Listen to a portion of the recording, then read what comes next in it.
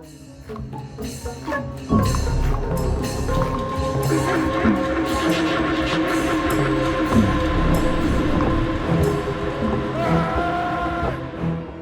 យរបស់មកយើងវិញ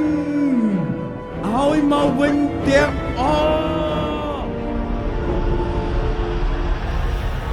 មន្ត្រីយោធាជប៉ុនម្នាក់មានគ្រឿងអលង្ការច្រើនណាស់បានស្លាប់នៅទីនេះ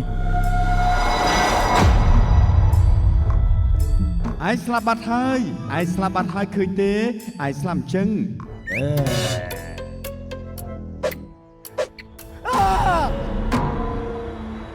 ផ្ទះចាស់នោះតែងតែបដូរម្ចាស់ថ្មីរៀងរាល់5ឆ្នាំម្ដងតែម្ចាស់ថ្មីមិនដែលនៅបានយូរទេមានអ្នកខ្លះស្លាប់អ្នកខ្លះក៏រត់ទៅ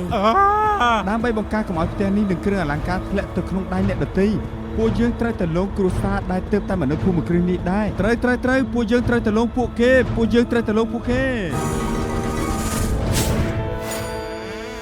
ហេកូនប្រុសហើឯងមើលបង្អួយនោះទៅមើលបើដល់ខ្លួនឯងណោ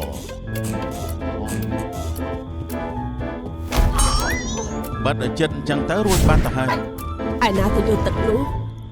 អរគុណឲ្យកដាស់ជូតមកតិចមើលហើយជារបស់យើងទេនៅបាត់ទេខ្ញុំមិនមែនមកលងលោកទេនាងថានាងមិនមែនមកលងខ្ញុំតែមុខនាងអាក្រក់ពេកហើយមុខខ្ញុំស្អាតជាងនេះហើយមិនក៏អាក្រក់កើត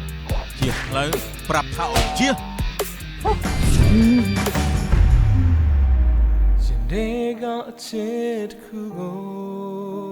또 밤새 베개를 꼬날로나래마 ស្អីចេះដូចមានអីមួយយ៉ាងនៅទីនេះខ្ញុំជាខ្មោចតាខ្ញុំកើតអីទៅ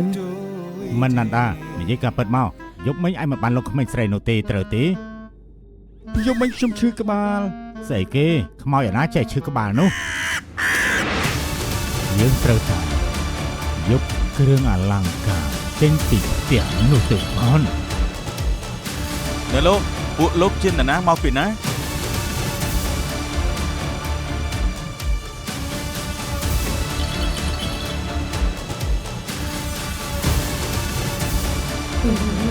ឆាប់ចេញទៅ